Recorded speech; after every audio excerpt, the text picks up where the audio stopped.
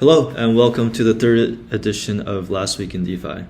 This week will be a bit shorter because last week was kind of a holiday week, not too much stuff going on, but still a few cool things.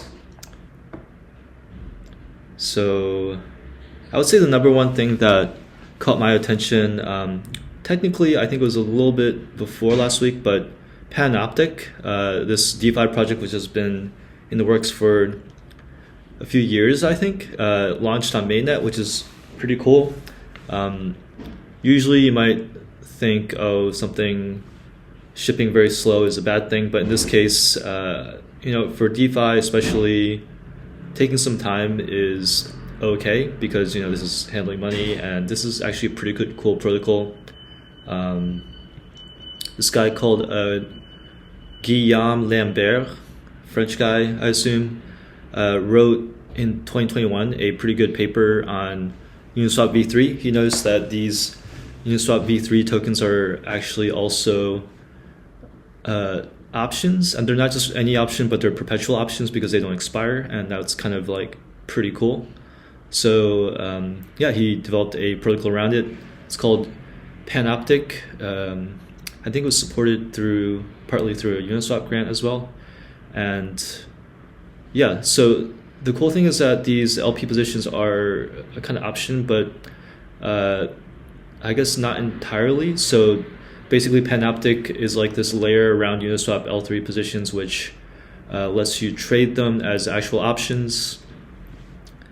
And there's some other cool things about it. So first of all, perpetual options is kind of a neat idea because normally you have to worry about strike prices, you have to worry about expiries. And so if you can actually not have to deal with that, it makes it much easier to trade. And as we saw with futures, traditionally you have quarterly futures or weekly or whatever with all these expiries, and for professional traders that's kind of okay, but for regular people it's just like a lot to think about. So I think taking that mindset of perps, which are way easier to trade than futures, and taking that to options is a pretty good idea. You just want to, at least for DeFi, you just want to make things as simple as possible. So this could be pretty promising. And they have, I guess, several products for different people, and that's kind of essential for most DeFi projects, especially if you're kind of like exploring a new primitive. So I would say this is almost like a quasi primitive because it still relies on Uniswap, but it is almost like a primitive because it's a new kind of financial product that it's kind of DeFi native. I don't think anyone else has really built this for the time being. Anyways,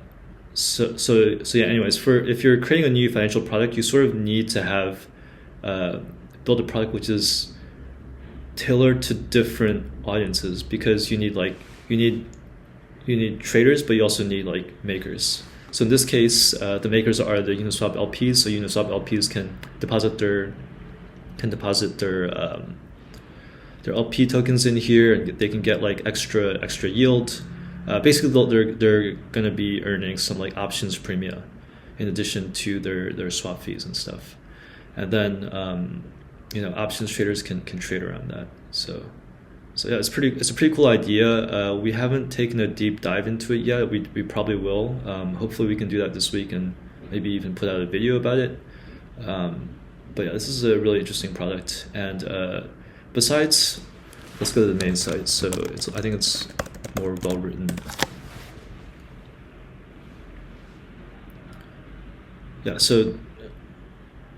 Uniswap LPs can deposit their positions and then earn some extra premium on top. So basically earn more fees. Options traders can use this. They call them pan-optimists, but you can also earn passive yield by just depositing single-sided liquidity. And from what I read, it basically lends that asset out to people who are doing active LPing. And then finally, they say perps traders here. This is kind of interesting. I guess you could also think of it this way, but they're saying that these perpetual options are kind of like perps in a way as well. So I think the biggest hurdle that Panoptic is going to face is that I think for options traders, this is going to be like super cool and intuitive because it's like an easier version of the options where you don't have to think about strikes or expiries. For perp traders, it may be a little bit weirder. Like I'm not sure this is the exact same thing as perpetual futures, but it does seem to be similar. And I don't think it's that much harder, but you just have to think about it in a slightly different way. But yeah, really cool product. It's basically a new primitive, and we're always excited about those. So I just wanted to talk about it real quickly on this edition of Last Week in DeFi. Okay. Cool. Oh, and yeah, the yields right now are actually, if these are real, then these are actually pretty good returns. So yeah, probably worth checking out. All right. Next in order of like coolness is like this announcement from Wormhole.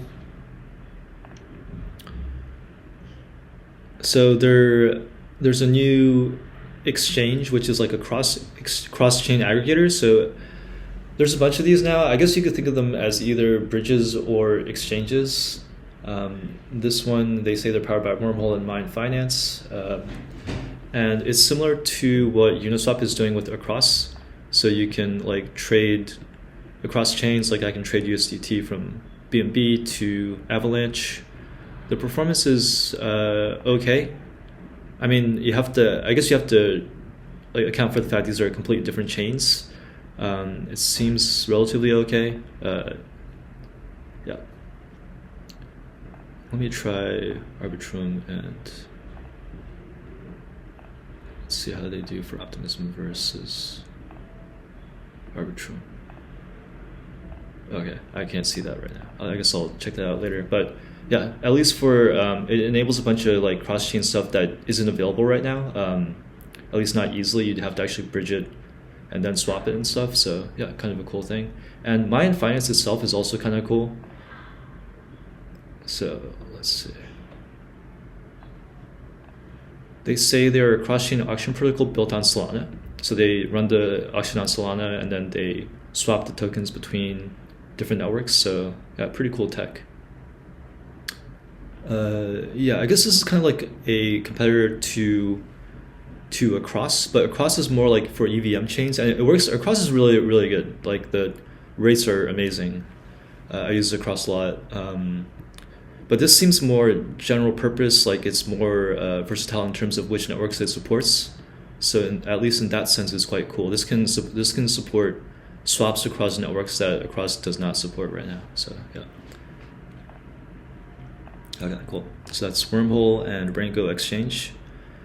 And then there's a bunch of Sonic Labs deployments this week, like Sushi Swap, and then DBridge is a bridging solution, and also Kyber Swap. So Sonic is starting to get some. Let's see what the TVL looks like.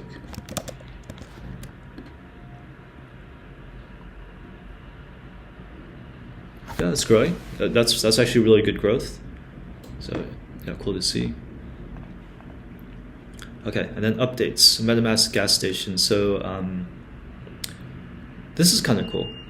MetaMask, for better or worse, is probably still the #1 wallet used, and they have this new swapping without ETH feature, which is pretty neat, especially on mainnet Ethereum. Like on mainnet, like gas costs are relatively high, so it's easy to run out of ETH. And here they're just letting you like swap without ETH. It'll just basically take some of the token that you're swapping and transform it into ETH.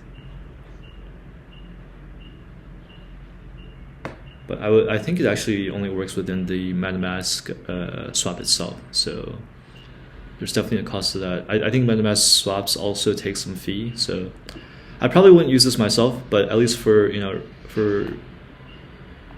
non-super DeFi savvy people, this is probably a pretty cool feature. Okay, US IRS confirms staking rewards are taxable. The other cool launch, I would say this is almost like a launch, is Rabi Wallet and Safe. So Safe is like this multi-sig wallet created by Gnosis, and then Rabi Wallet is like a really cool. It's just a browser wallet, but it's just really good. I highly recommend it. It has really good visibility into what your transactions are actually doing, which is like a super good security feature. And then it has a bunch of things like where it will try to like scan the contract that you're interacting with and see if it's a popular contract or not. If it's not a popular contract, then maybe you're getting scammed. So it's kind of like has a bunch of security features. It has a whitelist thing, and now it's saying that they're integrating with Safe, so you can sort of import your. Seems like you can import your Safe wallet into this or something. I haven't tried it yet, but we use Safe a lot. It's a really good product. We use Rabi a lot, so yeah, looking forward to trying this out.